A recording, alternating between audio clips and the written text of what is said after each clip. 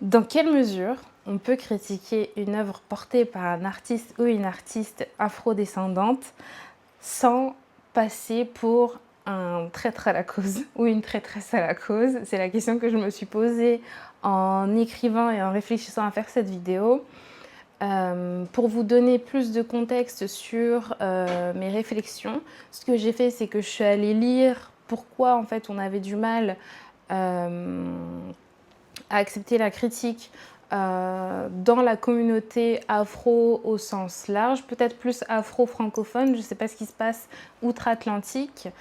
Et je ne vais pas me permettre de parler à la place de ces personnes-là, mais je vais parler de mon expérience, qui est une expérience qui est partagée par d'autres personnes de la communauté afro. Et après ces lectures-là, je me suis mise à écrire, moi, pourquoi certaines œuvres qui étaient plébiscitées par une bonne partie de la communauté, plébiscitée, valorisée, mise en avant, marketée même, elles ont plu, mais pas à moi. Et donc quand c'est comme ça, je me sens toujours un peu en décalage et je me demande, est-ce que c'est moi la folle du bus? Est-ce que j'ai un problème à apprécier ce qui est produit par des gens qui ont des points communs historiques et culturels avec moi? Une fois que j'ai fait ça, donc j'ai commencé à écrire. J'ai fait aussi le point sur ce qui m'avait déplu. J'ai pris le temps d'essayer de formuler des critiques constructives sur les éléments qui justifient mon insatisfaction. Et finalement, j'ai écrit la vidéo, donc je vais la structurer en plusieurs parties. Je vais commencer par vous parler de ces œuvres qui ont été très appréciées et qui, moi, m'ont déçue. Pourquoi elles m'ont déçue? Avant de traiter le à partir de quel moment la solidarité cesse-t-elle d'être une force pour devenir une presque interdiction de penser et d'exprimer son avis ou son opinion. Donc voilà, j'espère que cette vidéo elle va vous plaire, qu'elle va vous apporter de quoi réfléchir et échanger avec moi et faire évoluer aussi mes réflexions et mes prises de position. Voilà. Pour illustrer mon propos aujourd'hui, on va partir de 3 œuvres. La première, c'est The Polygamist de Sugolokle Nyati, qui est une autrice, j'ai pas envie de dire de bêtises, elle est soit zimbabwéenne, soit sud-africaine, je pense qu'elle est zimbabwéenne. Et je vais vous mettre juste ici le synopsis, la 4e de couverture, pardon, de l'œuvre. Cette œuvre, moi, elle ne m'a pas plu. J'ai vu beaucoup de gens en parler sur les réseaux sociaux, c'est pour ça que je m'y suis intéressée principalement. Et il faut que je note que, pas à chaque fois, mais souvent, quand je vois trop de gens parler d'une œuvre sur les réseaux sociaux et que je décide de me lancer dedans, je suis déçue. Je suis généralement déçue. La tresse m'a déçue. Comment il s'appelle le livre qui est porté par une autrice américaine d'ascendance asiatique qui parle d'une jeune femme autiste. Bon, peu importe, je retrouverai, je mettrai la couverture. Ça m'a déçue. Kennedy Ryan, ça m'a déçue. Sugolokle Nyati, ça m'a déçue. Willem, j'ai été déçue. Bon, bref. Recentrons-nous sur The Polygamist. Brièvement, je vais vous expliquer pourquoi l'œuvre m'a déçue ou pourquoi j'en ai été insatisfaite. C'est tout simplement parce qu'on part sur un roman choral. Donc on suit plusieurs femmes qui pourchassent et sont pourchassées par le même homme, qui est tout à fait problématique, on ne va pas revenir là-dessus. C'est un livre qui dénonce les effets néfastes de la polygamie sur les femmes, sur les familles, sur leur santé physique, leur intégrité physique et mentale, celle de leurs enfants, etc.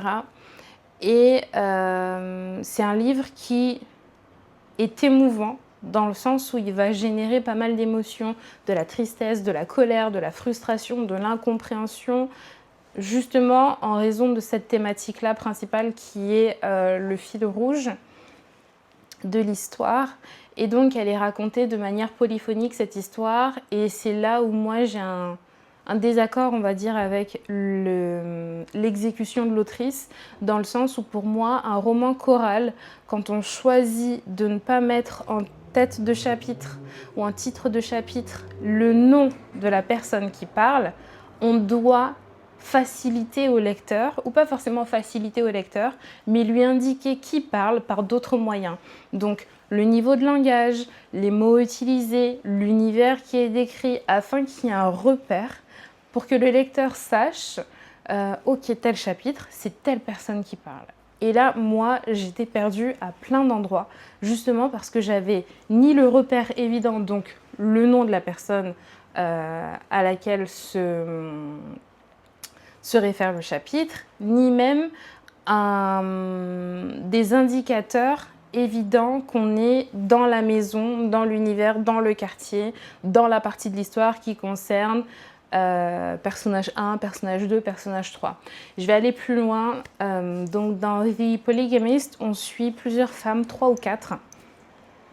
Et la première femme de Jonasi est une femme qui a grandi dans un milieu qui est plutôt aisé, voire bourgeois, voire même bourgeois plus. Elle a son père qui est ministre, il me semble, donc qui est dans la diplomatie, dans les sphères politiques, etc. Donc elle a grandi, elle a baigné dans un certain milieu. Pourtant, dans sa manière de s'exprimer, dans sa manière d'aborder les choses, dans l'écrit, je parle, on ne le voit pas du tout. Et c'est pareil pour les autres personnages. On en a une qui est dans un quartier qui est plutôt défavorisé, même si sa relation avec Jonasi lui a permis d'améliorer sa situation à elle dans ce quartier défavorisé-là. Il n'y a pas de différence de langage entre ces deux personnes. Et ça, c'est que entre ces deux personnes-là.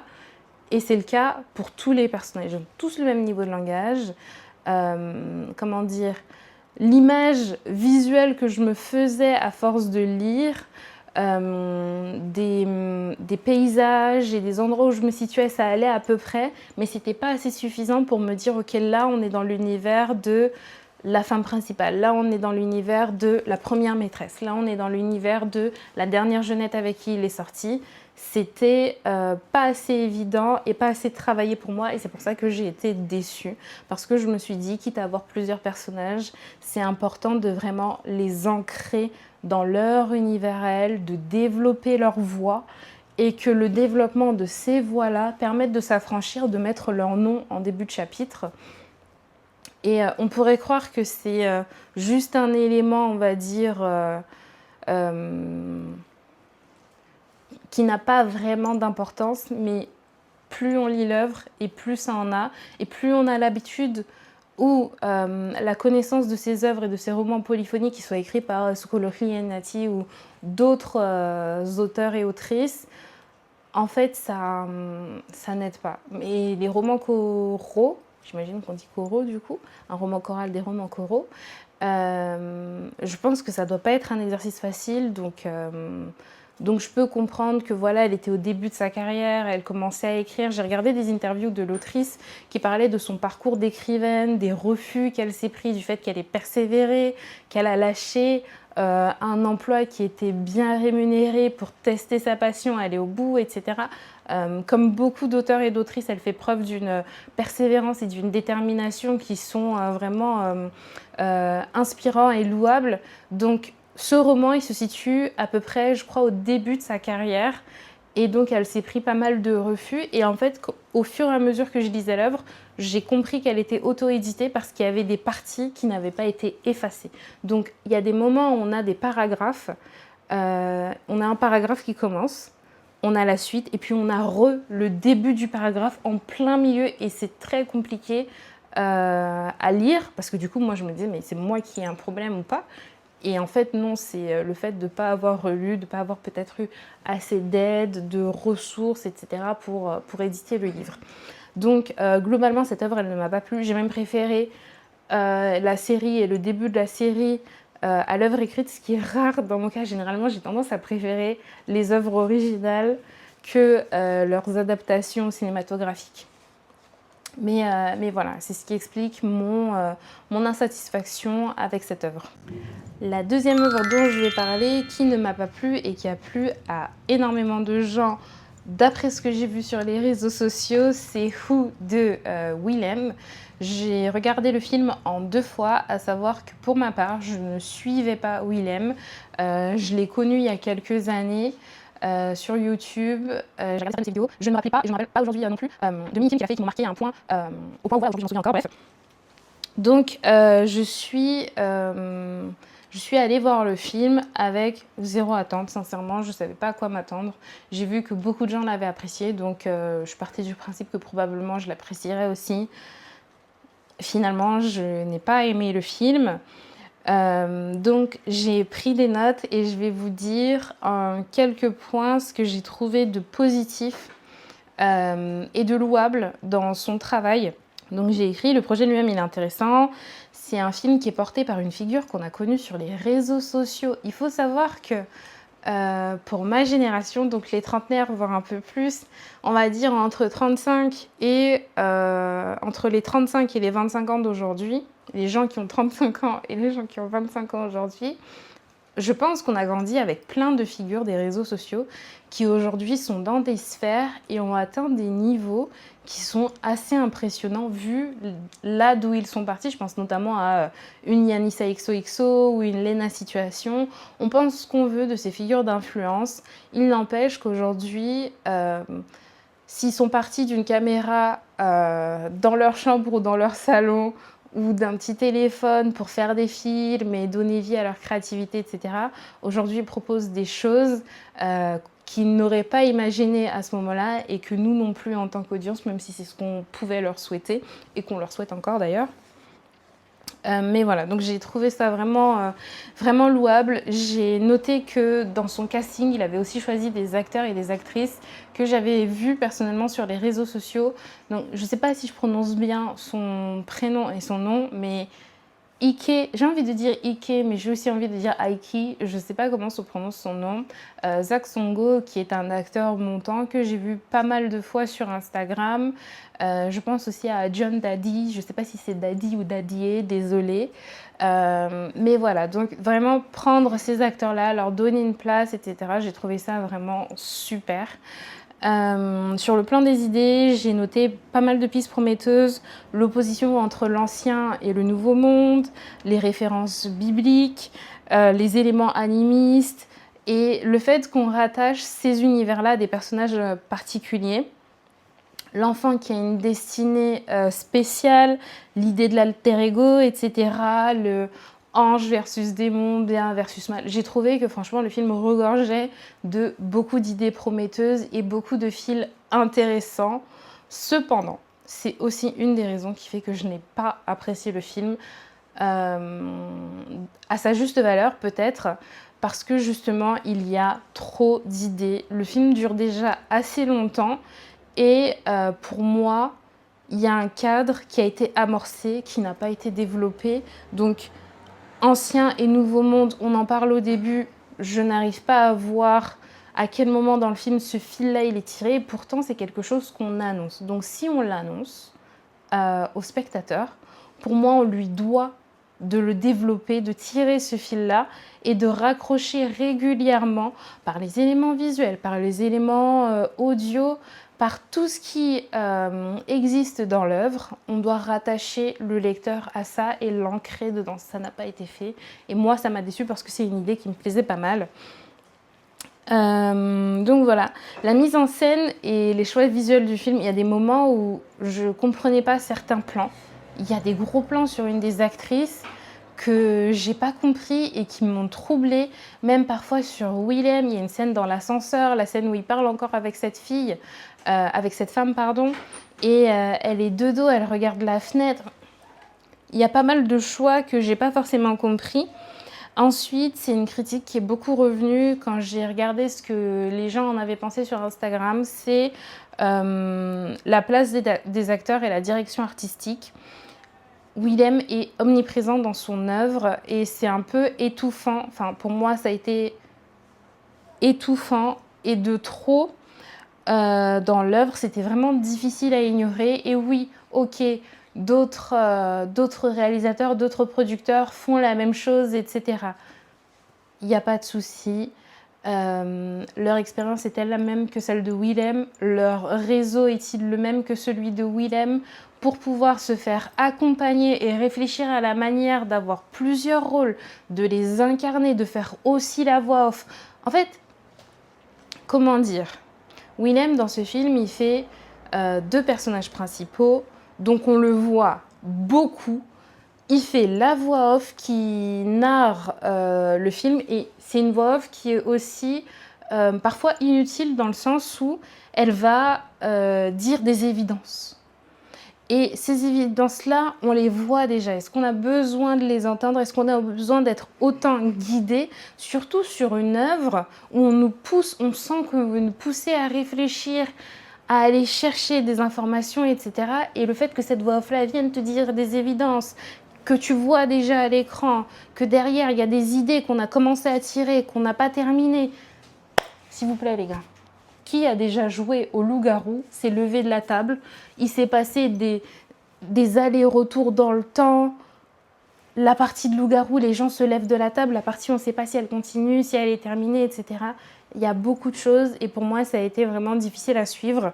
Et j'ai trouvé aussi des vidéos qui étaient super condescendantes, que oh non, si vous n'avez pas réussi à suivre le génie de Willem, c'est que vous n'êtes pas équipé ou que vous ne savez pas réfléchir, etc. Je ferai une vidéo un jour sur le fanatisme et les relations parasociales et la manière dont ça peut vous rendre condescendant et desservir complètement les causes des artistes que vous soutenez. Pas forcément vous en particulier, mais les fanatiques un peu foufous là. Voilà. Beaucoup d'éléments comme ça. Il y avait beaucoup de symboles, beaucoup de messages. Mais à la fin, je me suis posé la question, qu'est-ce qu'on veut nous dire dans cette œuvre-là? Et je ne suis pas sûre d'avoir compris. J'ai vu qu'il y avait beaucoup de références. J'ai vu qu'il y avait un background culturel qui est riche. Et franchement, ça, c'est super. Mais peut-être que ce film, ça mériterait d'être en fait une mini-série sur Netflix. Vous voyez ce que je veux dire? Où on pose le cadre, l'ancien et le nouveau monde. On nous présente les personnages dans leur univers au fur et à mesure et on tire le fil et on emmène le spectateur de manière logique en disséminant les indices ou les éléments qui permettent de comprendre le message global, de mieux comprendre les personnages, les intrigues, etc. En fait, comme le petit pousset qui dépose ses petites miettes de pain pour retrouver son chemin.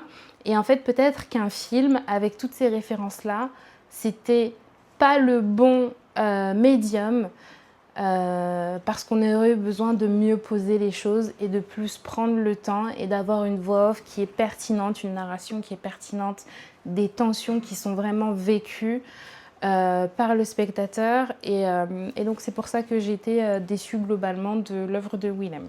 Mais je suis persuadée qu'avec plus de critiques variées sur beaucoup d'éléments, de personnes qui sont expertes et de personnes qui ne sont pas expertes, mais qui ont l'habitude de voir ce genre d'œuvres ou d'en voir d'autres, en fait ça permet de créer autour de l'œuvre un écosystème d'idées et de suggestions desquelles il va pouvoir piocher et faire évoluer son art.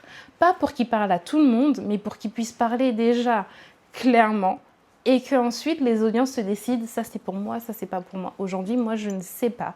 Et je sais que je soutiens Willem parce qu'on fait partie de communautés adjacentes qui ont des points communs, mais la loyauté, elle ne suffira pas.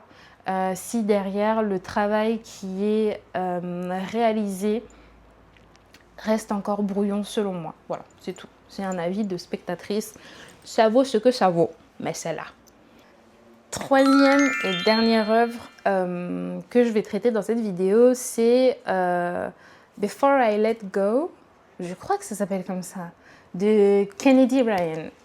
Kennedy Ryan qui est une autrice afro-américaine qui est très plébiscitée sur les réseaux sociaux, à tel point que son livre a été traduit en français et que la couverture est totalement décevante. J'ai envie de dire qu'elle est même misleading concernant le sujet qui est traité, les personnages qui sont traités, mais ça c'est de la faute du monde de l'édition francophone et de la maison d'édition qui est en charge de cette traduction-là qui a fait un très mauvais travail, qui nous efface complètement, et pour ça, vous serez toujours en tort. Sincèrement, vous serez toujours en tort, il n'y a rien qui pourra justifier ça. Kennedy Ryan fait un travail de représentation des femmes noires, des couples noirs, dans les œuvres littéraires, et ça, franchement, c'est un travail que on doit louer. Before I let go. Ok, donc la thématique principale de l'œuvre arrive à la fin. Genre, le cœur de l'intrigue arrive à la fin de l'œuvre. Et ce n'est pas une critique du tout. Mais cette thématique-là, j'aurais aimé qu'elle soit centrale et exploitée. C'est une romance. Cette œuvre est une romance. C'est une romance afro, dans un cadre afro. Ça parle de gastronomie, ça parle de grandes villes, ça parle de famille. Ça parle d'amitié féminine et de liens féminins. Les thématiques, franchement, m'ont vraiment donné envie. Surtout quand j'ai compris que ça allait parler de gastronomie et de romance autour de la gastronomie. J'ai dit, mais ça c'est pour moi. Moi, vous savez que j'aime la nourriture, vous savez que j'aime réunir, vous savez que j'aime l'amour. Bon, il y avait de quoi me satisfaire. Maintenant, l'exécution. Hey! Peut-être que c'est moi qui suis trop exigeante ou trop difficile. Je ne sais pas, vous me le direz. Mais j'ai été déçue par cette œuvre dans son exécution. Pourquoi? Parce que ce que je retiens principalement de l'œuvre, c'est que la romance, c'est égal à mougousage à chaque fois qu'on se voit. Voilà. Voilà. Pour moi, j'ai eu l'impression de lire une œuvre avec un couple principal qui sont séparés au début de l'intrigue, mais qui ne font que se remémorer de leur amour physique, charnel. Vous voyez ce que je veux dire? Il ne faut qu'on goûter. La fille, quand elle croise son ex, oh, je me rappelle quand il m'a saisi là-bas et que moi aussi je l'ai saisi là-bas. Lui aussi, quand il la voit, quand je vois son massoko, la massoko mon néné, quand je vois ça, là, ça me donne des pulsions et tout. Des fois, leurs enfants passent dans la pièce, les tensions se calment. Quelqu'un passe dans le restaurant, les tensions se calment. Maintenant, ils sont tous les deux dans le couloir, dans le restaurant. Ah là là, les nénés de la fille sont tellement pulpeux. Elle ne parle pas comme ça, mais globalement, c'est ce que j'ai ressenti. J'ai eu l'impression qu'en fait, leur amour se résumait à l'attraction physique, aux actes charnels, au S-E-X-E. Je n'ai pas de problème avec le mouli. Je n'ai pas de problème avec le mouli. Et je n'ai aucun problème avec le fait qu'il y ait des personnes. Leur relation soit basée sur ça. C'est leur relation, c'est pas à nous de juger. Maintenant, quand tu compares l'importance de rouler des pelles et rouler du cul et être excité versus la thématique qui a été la raison de leur séparation, tu te dis mais c'est dommage. C'est dommage. Non, franchement, c'est dommage. Parce que amitié féminine, comme j'ai dit, le fait de gérer un business dans un couple qui est divorcé, gérer les enfants, l'un est plus jeune, l'autre est plus âgé, donc leur rapport au divorce et aux parents est différent, etc.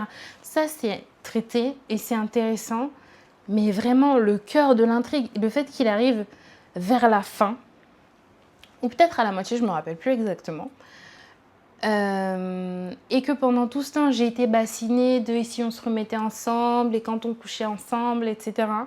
En fait, je me suis dit, mais ma belle Kennedy, pourquoi tu tires pas tout ça? Pourquoi tu nous parles pas de... Je peux même pas dire le thème principal parce que ça fait partie... Si je vous dis ça, je vais vous spoiler. J'ai pas envie de vous spoiler parce que franchement, quand j'ai vu le personnage principal, la femme qui racontait ce qu'elle avait vécu et le poids que ça a pesé sur son couple, que ça a pesé sur elle en tant que femme.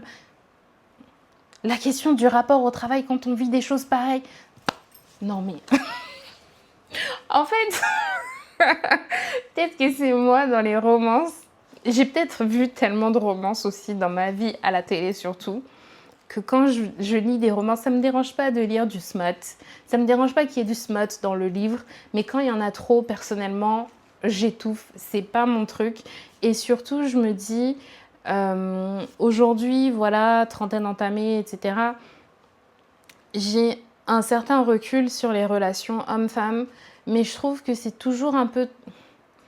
Je vais pas dire que les filles vont croire que c'est ça qu'il faut dans les relations, etc. Je suis assez confiante pour que ce matériel-là existe et qu'il fasse partie d'un écosystème de la manière dont on peut envisager les relations amoureuses. Ce que je veux dire par là, c'est que le fait que des relations comme celle-ci, qui sont très passionnelles, très charnelles, existent, c'est bien parce qu'il y a des femmes à qui ça correspond. Il y a des hommes et des femmes dont c'est l'objet principal de recherche et ça n'a pas besoin d'être shamé, ça n'a pas besoin d'être une honte et ça n'a pas besoin d'être une catégorie à part. Donc ça contribue à créer un genre d'écosystème de la romance où il y a plein de façons de vivre et d'exprimer son amour. Il y a l'amour physique, il y a l'amour charnel, il y a les gestes, il y a ceci, il y a cela. C'est une bonne chose, objectivement, pour moi. Maintenant, je trouve juste que ça prend trop de place dans l'œuvre. À côté de ça, en termes d'écriture, je n'ai pas été transportée par la plume de l'autrice, mais je dois reconnaître que visuellement, quand je lisais le livre, je m'imaginais les scènes. Je m'imaginais dans une série américaine, je m'imaginais dans leur grande ville, je ne sais pas si c'est Atlanta ou un autre endroit dans l'Amérique là-bas. Mais je visualisais bien, je visualisais ses amis, leurs personnages, leur personnalité, etc. Donc franchement, non, ça c'était bien. Mais trop de smut versus une intrigue qui est un sujet qui est quand même touchant, lourd, grave. J'ai trouvé ça un peu dommage, voilà, c'est tout. Et parfois, j'ai l'impression que les romances tournent beaucoup autour du sexe et de l'attraction physique et que ça devient, on va dire, le sujet principal de la romance. En tout cas, moi, c'est ce que je retiens. C'est peut-être que je lis pas assez de romances aussi, hein. Je suis prête à me remettre en question et à dire je lis pas assez de romances pour savoir que ça, c'est la norme dans les romances ou que c'est une attente des lectrices de ce genre-là. Mais pour moi, en fait, c'était trop et c'était pas nécessaire. Voilà ce qui peut permettre d'étayer mon avis sur cette œuvre et de donner un peu de nuance sans tomber dans le shaming, parce que je trouve que c'est un genre qui, historiquement, la romance a été beaucoup shamée pour les femmes. Ah, tu lis de la romance, c'est pas un sujet sérieux. Ah, c'est futile. Ah, ça ne fait pas réfléchir. Il faut lire des trucs terre à terre, etc. C'est un genre de la littérature qui est un objet de sexisme, de misogynie. Et je pense que probablement dans le cas de Kennedy Ryan, ça peut être aussi un objet de misogynoir. Et c'est tout à fait dommage. Désolée, la circulation. Il n'empêche que c'est important aussi que dans notre communauté, en dépit des armes que les autres peuvent prendre pour nous attaquer, nous aussi on puisse dire oui, cette œuvre ne m'a pas plu en raison de telle et telle et telle chose, sans que ce soit pour autant donner des munitions aux autres. Ils n'ont pas besoin de nous pour ça, je vous rassure. Donc, maintenant que je vous ai présenté ces 3 œuvres, mon rapport au sujet, ce que j'en ai pensé, etc., je vais vous dire brièvement, et je ferai un article Substack dédié au sujet pour le traiter un peu plus en profondeur, prendre le temps, etc., à la place de la critique qui émerge d'une insatisfaction vis-à-vis des œuvres qui sont portées par nos artistes. Donc là, j'ai noté plusieurs mécanismes se superposent. On a une rareté des figures visibles et reconnues, peu importe l'art, la communauté afro. On est encore en train de subir le fait de ne pas être assez représenté, de ne pas exister, être reconnu et être valorisé autant que les groupes dominants. Donc j'ai écrit ici qu'en peu d'artistes noirs accèdent aux grands espaces culturels, chaque réussite porte un poids symbolique énorme. Et donc parfois même les artistes qui portent ces œuvres se retrouvent comme porte-étendard de communautés alors qu'ils ne le voulaient pas du tout à la base. Et donc on peut se retrouver alors reprocher de ne pas assez être dans le militantisme ou pas assez nous représenter, alors qu'à la base, eux, ils voulaient juste porter leur art de manière beaucoup plus dépolitisée que ce qu'on peut attendre d'eux et d'elles. Donc il y a aussi une histoire de dévalorisation des œuvres qu'on a portées, je pense notamment au musée. qu'on peut voir en Occident, qui sont remplis de nos masques, de nos tenues, de nos ceci, de nos cela, et qui pourtant, derrière, quand on parle de nos langues, je vais prendre un exemple tout simple. Dans les musées à Paris que j'ai fait, j'en ai vu beaucoup avec des œuvres ouest-africaines dedans. Oh, ceci, masque vaudou. Oh, ça, c'est les Bamenda du Cameroun qui utilisent ça dans tel et tel rite, ceci, cela. Quand il s'agit de capitaliser et de profiter littéralement de nos œuvres, ils sont là. Mais derrière, quand on écrit sur nos CV, je parle 4 langues. Je parle l'évé, je parle le moré, je parle le wolof et je parle le ga. Ah, mais ça, c'est pas des langues. Je parle le lingala, mais ça, c'est pas une langue, ça compte pas.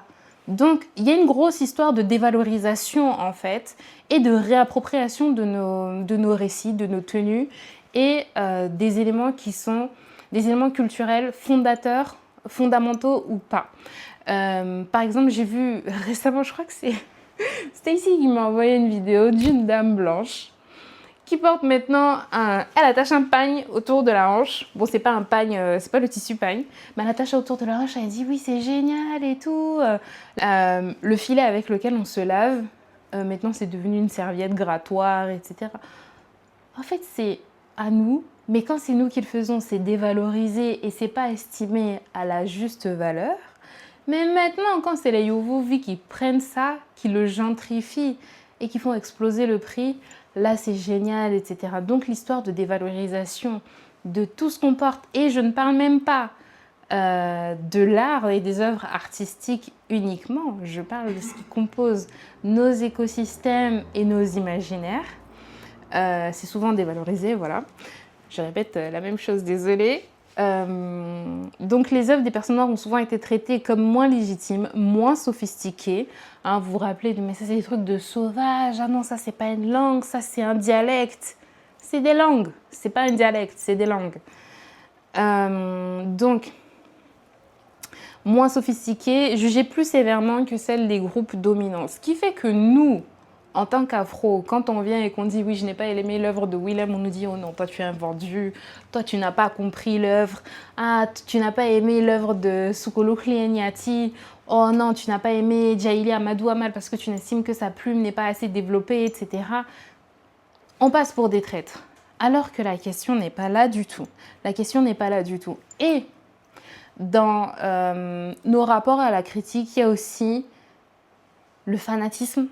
Je l'ai dit dans cette vidéo, le fanatisme, les conséquences des relations parasociales qui sont chargées symboliquement et uniquement du côté des fans. Ah oui, ah oui, ah oui, ah oui, ah oui, ah oui. Les fans, vous ne nous rendez pas toujours service parce que vous avez des œillères. Et les œillères, il y a un moment donné, il faut les enlever. C'est pas juste avant de dormir. Voilà. Donc voilà. La rareté, la fragilité symbolique et tout ce qu'on peut projeter sur les œuvres qui sont proposées par nos artistes, en fait, ça fait que quand on les critique de manière négative, ça peut être pris comme une attaque envers le groupe, de l'intérieur du groupe, alors que c'est pas du tout le cas. C'est pas du tout le cas. Et donc à la fin de l'article que je vais écrire, j'ai ici le brouillon. Voilà, je sais plus ce que je disais, mais en gros, je suis partie reprendre l'article Substack que j'ai pas encore publié au moment où je fais cette vidéo. Mais globalement, je dis la représentativité joue souvent sur 2 niveaux à la fois. Elle augmente la visibilité des artistes noirs, mais elle les expose aussi à une surcharge symbolique où chaque œuvre est lue comme un signe de toute une communauté. Autrement dit, plus un artiste est rare dans l'espace public, plus sa réception déborde vite de l'analyse esthétique pour devenir une affaire d'identité et de réparation ou de conflit. La littérature sur l'art contemporain africain et afrodescendant insiste également sur la nécessité de sortir d'une logique où l'artiste noir n'est évalué qu'en fonction de son origine ou de sa place dans une politique de diversité. Une vraie représentativité ne consiste pas simplement à voir des noirs, mais à pouvoir les recevoir comme des artistes complets, donc aussi critiquables. Et ça, c'est un point super important à retenir, c'est que tant qu'on refusera la critique positive, négative, les deux de manière constructive, on continuera de protéger des œuvres qui parfois objectivement sont médiocres et il faut savoir le dire pour qu'on puisse s'améliorer en tant qu'individu et en tant que communauté. Mais un des risques, c'est aussi de considérer des artistes comme des artistes spéciaux. Ah, ils sont noirs, ils font partie de ma communauté, donc je peux rien dire. Ah, si c'est pas bien, je vais éviter de le dire. Non, en fait, il y a une manière de le dire, il y a une manière de construire une critique qui est constructive, qui est utile et qui est pertinente et qui va permettre de faire réfléchir et les communautés et les artistes plutôt qu'un simple c'est nul ou plutôt qu'un simple c'était bien. Il faut arriver à développer nos manières de recevoir et de formuler nos opinions sur les œuvres, que ces opinions soient positives, négatives ou neutres. Et à la fin, je dis, une communauté forte est capable de célébrer ses réussites et d'examiner ses limites. Sans cela, la solidarité risque de se transformer en loyauté inconditionnelle. La véritable solidarité n'est pas de protéger des œuvres de la critique, mais de créer un espace où elles peuvent être jugées avec la même exigence que n'importe quelle autre œuvre. C'est précisément parce qu'une création noire compte qu'elle mérite une critique sérieuse. Et je m'arrêterai là.